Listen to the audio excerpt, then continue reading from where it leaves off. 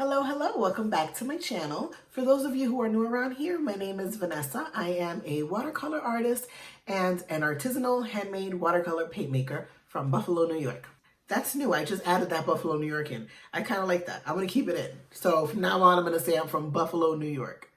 Originally, I'm from New York City. You know what? This is irrelevant. Anyway, I am a watercolor artist based in Buffalo, New York. So today I am coming to you from my new office. Now it is not 100% complete, so there is a video coming out sometime this month when it's complete. I still have a couple of boxes that are hiding away behind my chair and in the closet. And I also have some new furniture that's coming in. So we'll have like an office tour slash, help me build furniture type of thing, because that was hilarious. Building this thing was insane.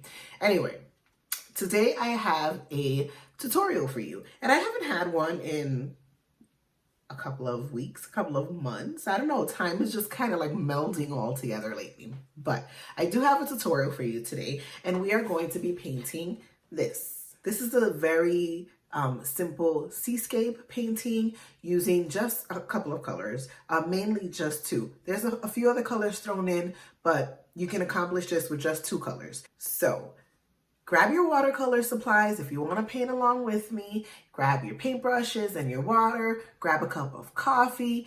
Get yourself comfy, and let's get started.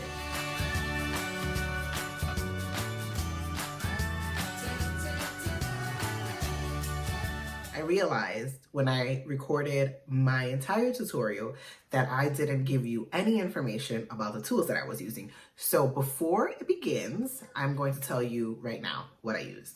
So for paper, I use my Legion Stonehenge, and it is 100% cotton watercolor paper. I used a 1-inch flat brush by Princeton. So this is the Princeton Velvet Touch. I also used a Princeton Heritage size 4, so a little round brush. For my paints, I used Helios Purple by Sennelier, and I use Bright Clear Violet by Magello Mission Gold. There's one point where I use a little bit of blue, but I cover it up because I don't like the way it looked. So when you see that, don't even add any blue to your paper. Forget about that. I also used, for the boat, I use M. Graham's Payne's Gray. So those are the supplies that I used. I also used masking tape to mask off the borders of my paper. Okay, I'm gonna stop talking. Let's get to the tutorial. So to begin with, we are going to thoroughly wet our paper. You want your paper to have a little bit of a sheen and no puddles, and you can see the sheen when you hold it up to the light. As you can see here, I cleaned my palette for the first time ever because I really wanted to have some light colors. So I'm going to take some of that Helio Purple, and I am going to add just a tad bit of it to my palette, and I'm going to water it down a lot, just a very light stain on the paper. Everything that we do to the top, we're going to mirror at the bottom, and vice versa. So as you can see, I added some of the Helio Purple to the bottom using the same flat brush, and we're going to do the same thing to the top.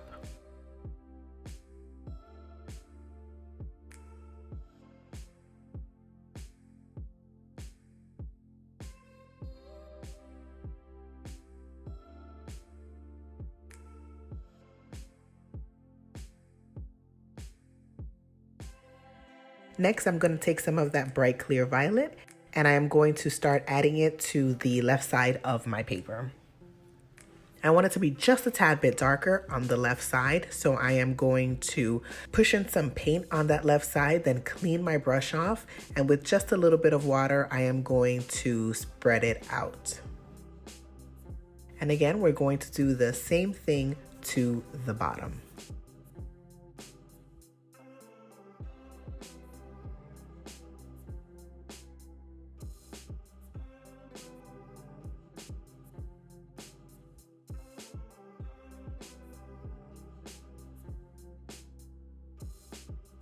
Using the same purple, I'm going to take a bit and mark off the horizon.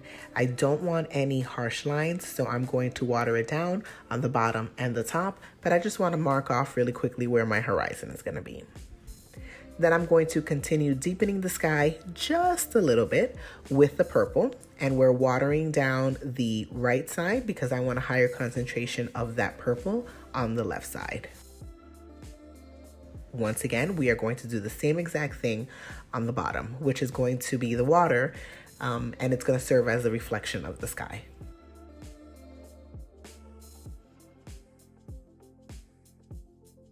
With the Helios purple, I'm going to add some in to the right side of the paper, and we're going to use the same technique that we used with the bright clear violet.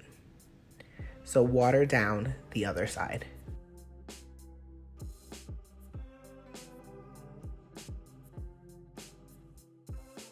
Now, this is where I mentioned earlier that I didn't like what I did with the blue. So you can go ahead and add the blue, but I ended up painting over it. So you can completely skip this part. If not, feel free to follow along with what you see in the screen, but I do end up covering up that blue.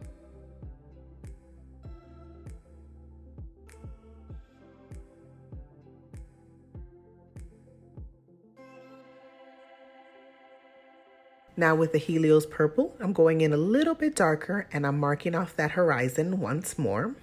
And again, I am watering down the top and bottom edges. So with your wet flat brush, just go right over the line that you made. But you want it to be just a little bit darker. Now with the flat end of the brush, I'm going to add some horizontal strokes to the top and the bottom of the paper. And then I am blending it in with plain water.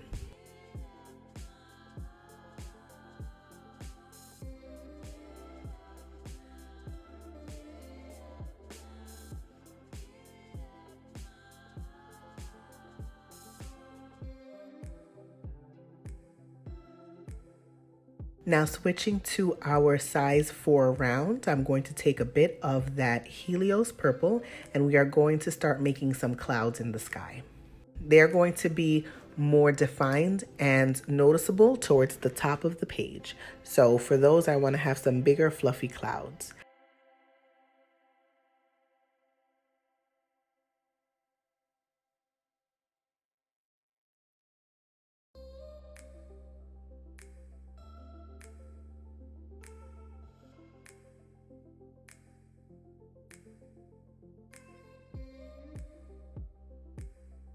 Then with the bright clear violet, I am going to go over the very tops of the clouds that I just made with the Helios purple. So don't cover the entire Helios purple part. Just go over the very, very top of the clouds. And if you put too much, you can always wipe your brush off, clean your brush, wipe it off, and water down those edges just a little bit.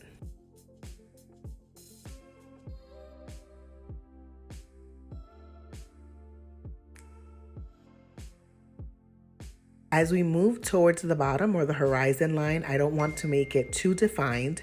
So I am just going to go in with very loose strokes of the bright clear violet as we head down towards the horizon line. Very, very lightly, a very gentle touch, and you don't want them as defined as the top.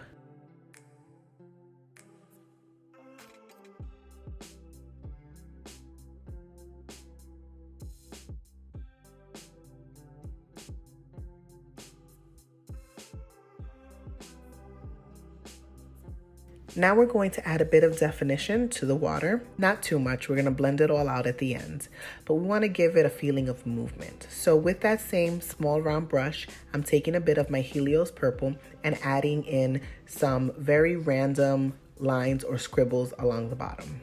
This doesn't have to be precise because we're going to blend all of this in together.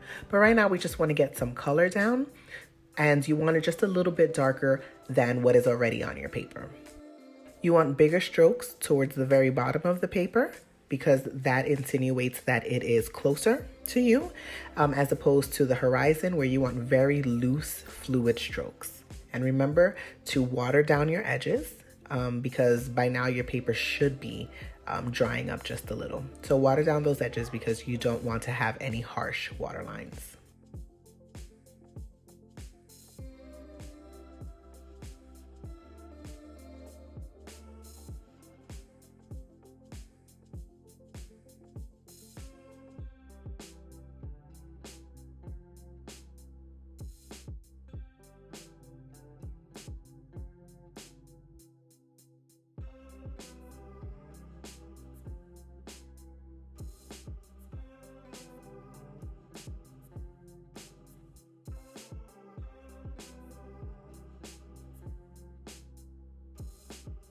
Now we are going to do the exact same thing with some bright clear violet. Go over some of the areas where you added the Helios purple and just do it on the very tips of them, on the very top of them. And then add a few strokes of the bright clear violet along the bottom and along the middle.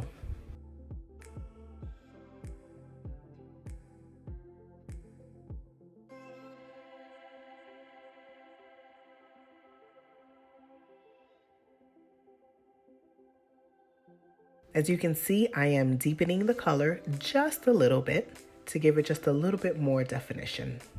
And continue doing this until you're satisfied with the amount of paint you have and the amount of like waves and structure that your water has.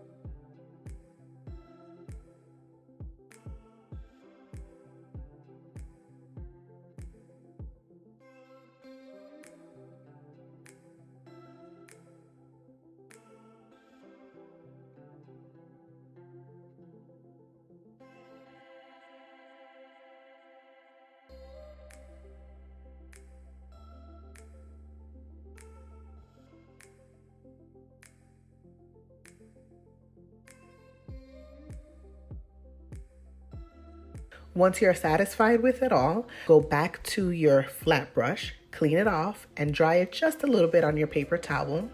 And using side to side movements, blend those colors in together. Run your brush very lightly over the paper and don't pass the horizon. You don't want it to be completely mixed in, but you want to soften it and blend some of those colors in together.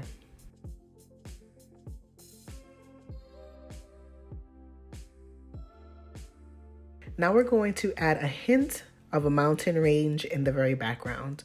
So using the Helios purple with a very, very light mixture of it, add some mountains into the background. And seeing as you ran your flat brush across the bottom of your paper, the very tip of the horizon is going to be wet, which is really good. This is what you want because it's going to blend those mountain ranges into the water. Doing this will give the mountains a very natural shadow against the water. And I am also going to add just a teeny tiny bit of the bright clear violet to the tips of the mountains.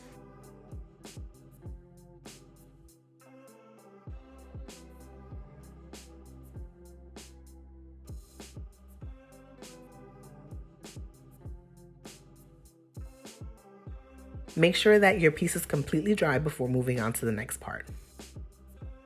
Taking the lightest amount of Payne's Gray, we are going to paint in a silhouette of a sailboat. And the bottom is just a sort of truncated triangle. And then we are going to add the sails by doing 2 longer triangles up on top. It doesn't have to be perfect because it's just going to be a very light silhouette.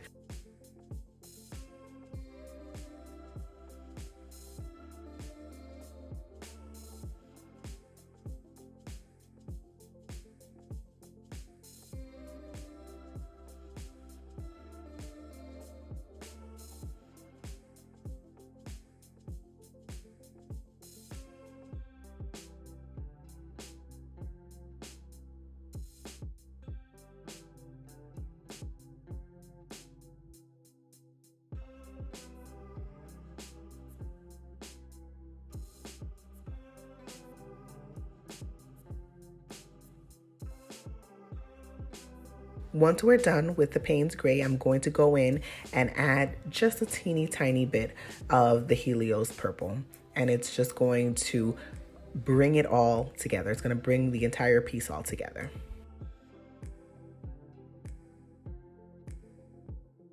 Finally, I'm going to add a shadow underneath the boat in the water using a bit of the Helios purple and the tiniest amount of the Payne's Gray.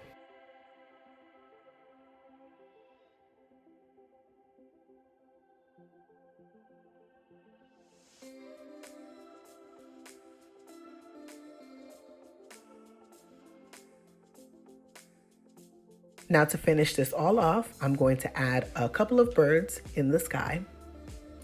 Very, very basic. You don't have to have anything too defined. Keep in mind that the larger your birds are, so the bigger they are, the closer to the forefront they seem.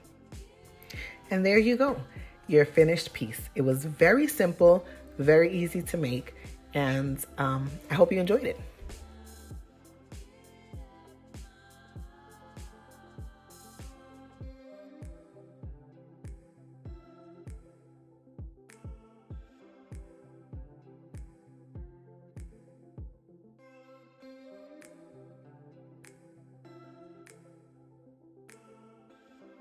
All right, so what do you think? Did you enjoy it? I really do enjoy the way that this came out. So if you painted along, or if you are going to paint along, make sure to tag me at Vanessa_paints_ over on Instagram. Thank you so much for watching. I am being super overly dramatic now for absolutely no reason, but thank you so much for watching. If you like this and you want some more content, please make sure to subscribe, give it a thumbs up. You know the drill. Thank you so much, and I will see you all very soon.